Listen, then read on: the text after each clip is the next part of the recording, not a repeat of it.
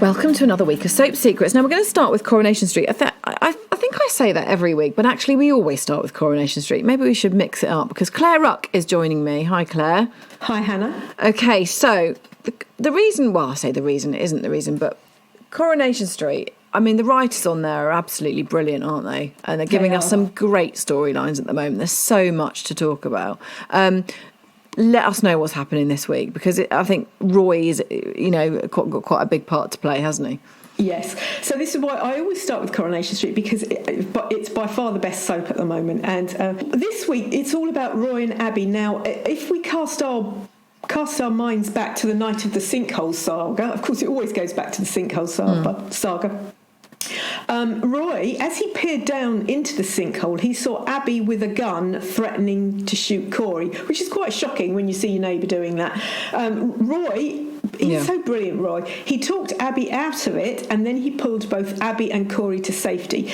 But that wasn't the end of it, because we know that Abby lost the gun somehow, and it ended up in Harvey's hands. And then Harvey used it to shoot Natasha when he mistook her for Leanne. So this...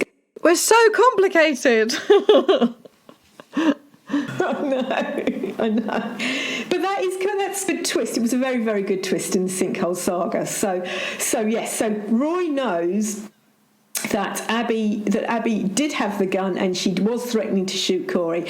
The next day after the sinkhole saga, Corrie went to the police and said that Abby had threatened to kill him. But when Roy was interviewed, he said he couldn't remember seeing a gun. So now Roy, Mr. Law-abiding Roy, has lied. And this is really, really preying on his mind because he's not that kind of person. He runs Roy's roles. He's really law-abiding and he doesn't hurt anyone. And he's a good citizen. He is. Why is he lying? Just to protect? Yes, because it was Seb. His niece Meena was Seb's girlfriend. He got murdered. Meena was beaten up as well by Corrie. So he's not feeling very warm towards Corrie, shall we say? But he does want Abby to confess to the police that she pointed a gun at Corrie. I mean, he talked her down, nothing happened. But when the police come calling with news that the gun, which killed Natasha, was used in a raid by Abby's dodgy ex Tez, an arrest is made. Has Roy betrayed Abby?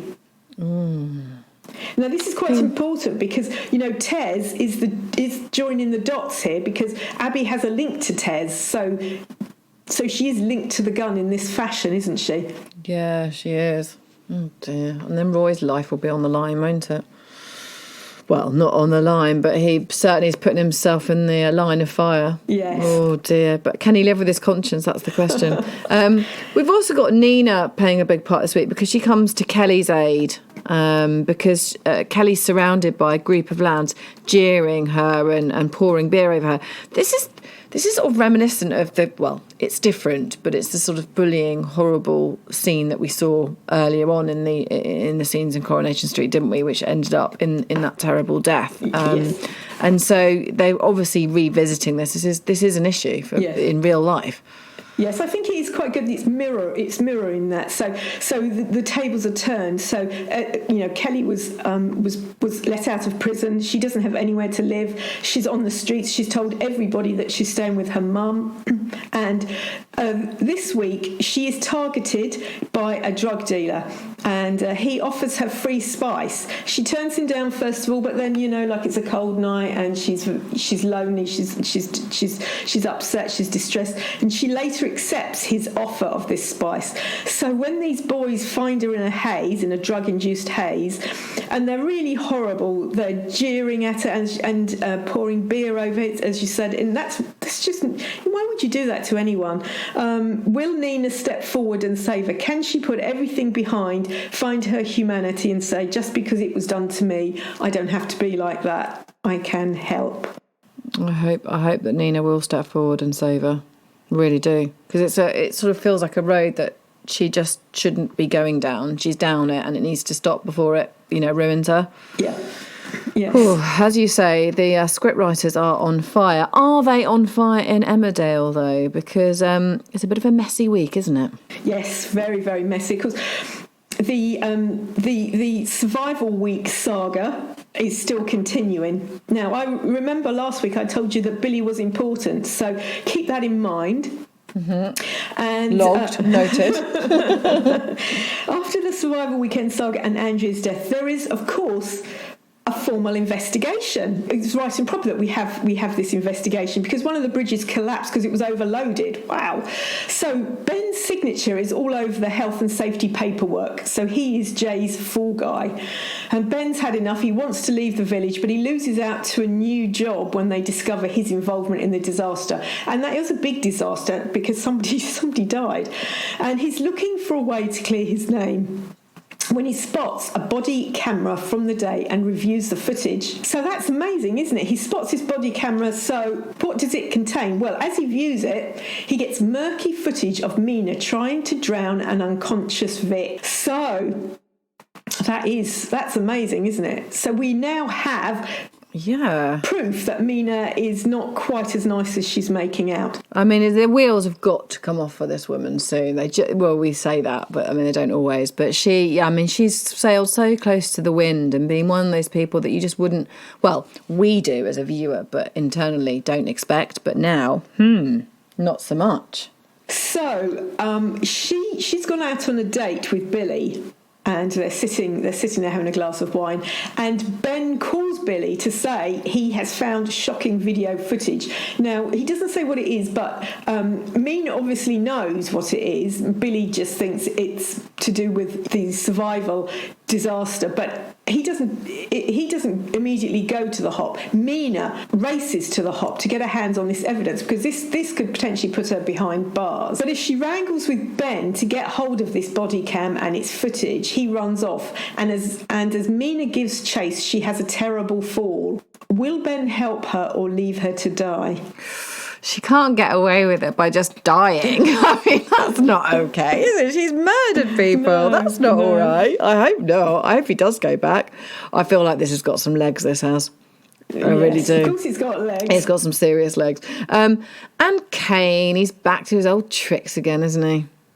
Yes. So I'm at the moment, I think Kane needs a really good storyline, and I'm not quite sure this is it.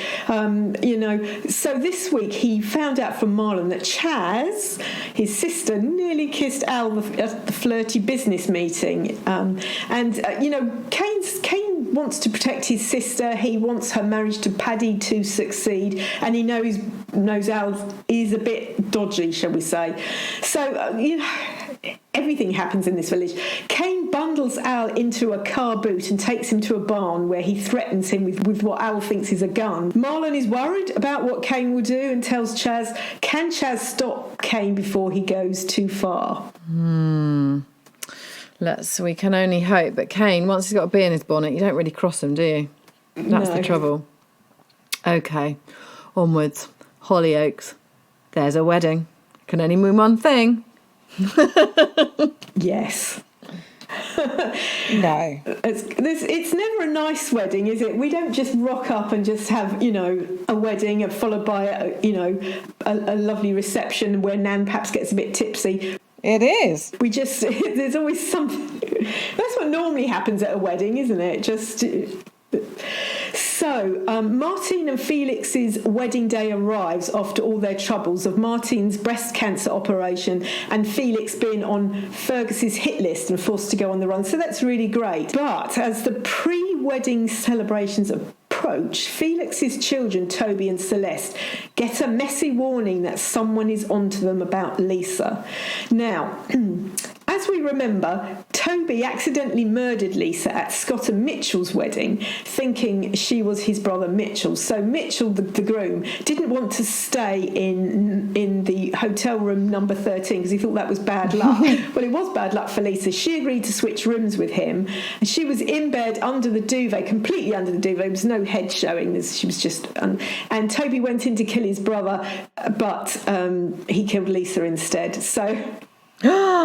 Oh my God. That was about 18 months ago. So Toby thought he was free and clear of Lisa's death. I mean, that whole thing is just kind of, it feels like a lifetime ago, doesn't it now? There's got so much gone on since. But I love the way they revisit them. They've revisited this a couple of times because they buried her in the grounds of the hotel and they had to dig a body up. I lose the plot sometimes on how many dead bodies have been dug up, because Malone got dug up and moved in Emmerdale. So Toby thought he was free and clear of Lisa's death, but someone knows his deadly secret. And with Nata out for Felix as well, will the day go without a hitch? I'm just going to put it out there, no.